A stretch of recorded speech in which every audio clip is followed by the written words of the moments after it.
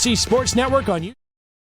Hello and welcome back everyone to the GSMC Fantasy Sports Podcast. I hope you enjoyed that last segment. I enjoyed it, but moving back into the football realm, specifically fantasy college football, I know you guys have been liking those segments, so I said, why not bring it back to the show? But this time we are not necessarily talking about rankings in that perspective. We are talking about breakout players, guys who I really think are going to be the next big thing on the fantasy college football stage and in college football as well. I have 5 players who I really like for this upcoming season who could be huge steals for you in your fantasy college football leagues. So without further ado, let's get right into it. I'm really happy about this segment. So, starting off with kind of a local guy by me, a guy who I've actually seen live and seen what he can do, Kyle Monangai out of Rutgers. Like I said before, I had the opportunity to see Kyle Monangai live and in person when his Don Bosco Ironmen faced my St. Peter's Prep Marauders in the state final in my senior year of high school. But what I really liked about Kyle Monangai and what I saw from him in that game when he was still a developmental kind of player, not the player we know him today, was the fact that he had this huge ability to have yards after contact. He had fantastic burst of speed, change of pace, change of direction. So I really think that a lot of people may not know about him if they're not into New Jersey kind of football. But at Rutgers, he is a huge player, and here's why. Last year, he had 242 carries for 1,262 yards and 8 touchdowns. He was the first player to average that for Rutgers since Jawan Jamison did it in 2012, over 1,000 yards. And this is a kind of Rutgers team that really needs to rely upon the run game because over the past couple of years, they haven't really had their stability at the QB position. Obviously, Athan Kaliakmanis of Minnesota transfers in, so they really hope that he will be able to produce at a high level at the QB position. But this, by no means, is a QB-centric team. This is definitely a running-oriented team, a very physical team in the trenches, and Kyle Monangai is a huge part of that. So I'm really intrigued to see if he can develop, maybe become one of the premier running backs in the country right now. He wasn't on my fantasy college football top 10 list. He wasn't on the radar of some people and pundits who really try and find these nice little hidden gems for you guys. But ultimately, he is going to be a fantastic asset should you decide to pick him up in your fantasy college football draft. Coming in at the second position right now, Connor Wegman of the Texas A&M Aggies. Now, speaking of teams that really haven't had that stability at the QB position, but at a team with a higher profile than that of Rutgers, Texas A&M really is trying to find its next big thing at QB. Not since Johnny Manziel could I have said that Texas A&M has had that kind of stability at the QB position. But in Connor Wegman, they will trust for this season. Last year, he kind of stole the starting job away from Max Johnson in his sophomore year and going into his junior year. He's really exciting. He kind of stepped into the starting role in Week 9 a couple years ago. He had 979 yards, 8 touchdowns, 2 interceptions last year. So you can definitely see the high-end talent that he brings to the table for A&M.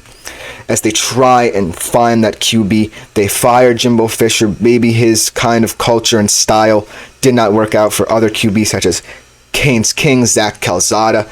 But we'll have to see how Mike Elko develops a guy in Connor Wegman, who I'm really excited to see try and develop his potential. So Connor Wegman, look for him on fantasy college football draft boards. But coming in third is another young receiver from LSU who kind of moves into that number 1 QB role for Garrett Nussmeier this upcoming season.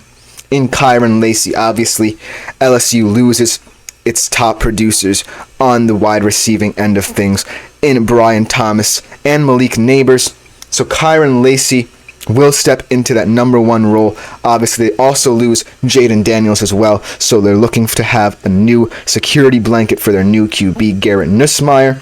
And last year, Kyron Lacey proved kind of at the number 3 spot that he has the potential to be a number 1 receiver in college football. 30 catches last year for 558 yards and 7 touchdowns.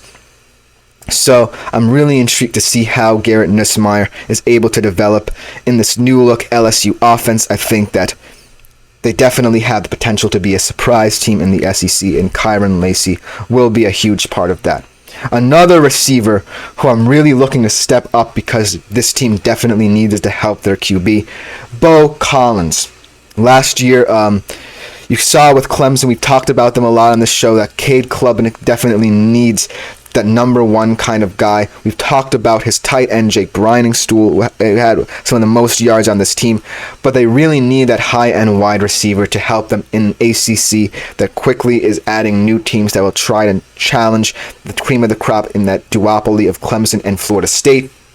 And Bo Collins, I think, will be that. You can see that he has the potential like a guy in Kyron Lacey, who is stepping into a number 1 role. 38 catches last year, 510 yards, and 3 touchdowns. Bo Collins, overall, I think it's out of necessity that I'm picking him here. He just needs to be the guy for Cade Klubnik to rely upon in this kind of transitional period for the Clemson Tigers, and ultimately I think he can do it. So look for him on fantasy college football boards as kind of that sneaky, under-the-radar guy who you would be kind of rewarding yourself if he pays off in the future. And coming in last, our only tight end in this list, I think this is one of the better tight end rooms in the country, and they certainly have a quarterback who definitely relies on them. In Mitchell Evans, obviously, as a tight end, he's not going to be one of your biggest producer on your fantasy college football team, but he definitely has the high-end upside to do it. Obviously, Notre Dame brings in Riley Leonard of Duke after kind of a shaky period for them at quarterbacks, where they saw guys like Tyler Buckner and Drew Pine kind of fail. So I'm really intrigued to see how a tight end group that is projected to be one of the better ones in college football with Reardon and Evans, I'm really excited to see how that all plays out there. But that will just about do it for this segment of today's show. I really love talking fantasy college football and can't wait for the college football season where we can get into more things like betting odds and who I think will win certain awards in the college football season. It should be really exciting once the season begins, but for as of right now, I'm really thrilled that I'm able to present to you guys some fantasy college football rankings and different players. This was a truly exciting segment for me. But coming up next, we move back to IDP rankings. We'll be looking at the rookie linebacker crop. These are highly developmental guys, so be wary of that, but I'm really excited to present them to you. Coming up next on the GSMC Fantasy Sports Podcast.